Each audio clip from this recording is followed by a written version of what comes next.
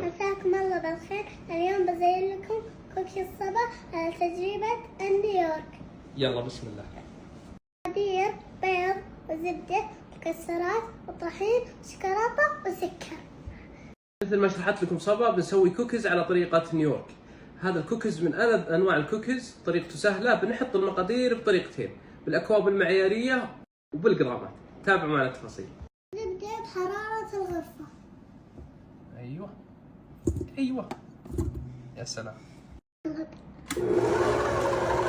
سكر البني والأبيض. البني والأبيض. ونخلط. ونخلط بيض. أيوة، نضيف بيضة ونخلط، نضيف البيضة الثانية. بسم الله. نضيف الطحين. هذا الطحين منخول مع بيكنج بودر وبيكنج صودا ونشا وملح. نعجن الحين عجنة بسيطة أو نخلط خلطة بسيطة. نضيف معكم الشوكولاتة. الشوكولاتة عندنا نوعين شوكولاتة. هذا جوز البيكان أو جوز عين الجمل مكسر. نخلطهم الحين خلطة بسيطة.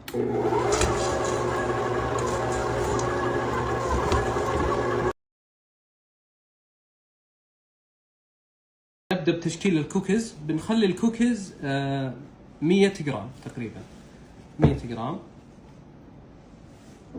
التشكيل يختلف من شخص لشخص. في ناس يخلونه دائرية، في ناس يخلونه عشوائية. أوريكم الطريقة اللي يشوفها مناسبة. تشكلون الكوكيز على ارتفاع كذا بالطريقة هذه، علشان أثناء الخبز بالأخير بيجينا سمك كذا، شكل مثلا عشوائي بالطريقة هذه. بعد ما شكلنا كوكيز صبا بندخله التبريد نصف ساعة قبل الخبز.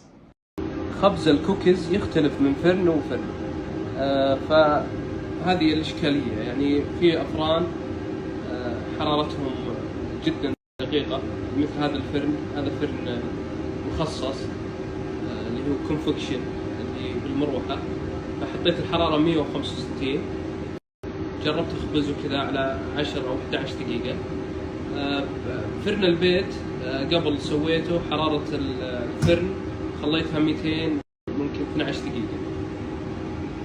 هي الكوكيز، شوفوا العينة هذه اللي جربت فيها حرارة الفرن تقريبا 10 دقيقة.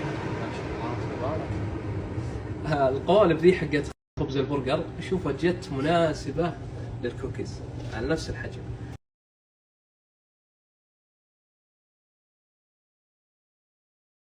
نخبز الكوكيز بهذا الفرن حرارة 165 من 9 إلى 10 دقائق. فرن البيت حرارة 180 إلى 200 13 دقيقة، 12 14 على حسب نوع الفرن. بسم الله ما شاء الله تبارك الله. الكوكيز معنا جاهز. الحين نطلع الكوكيز ولا نحركه أبد. ما شاء الله. بعد ما نطلع الكوكيز من الفرن ما نحركه أبد، يبقى طري ذا الحين لين يبرد شوي. بضيف شوي رشة ملح بحري بس كذا. الحين نشوف كوكيز صبا. تتوقعون لذيذ ولا لا؟ لذيذ أكيد. أكيد. بسم الله ما شاء الله ما شاء الله تبارك الله. والله شكله جميل.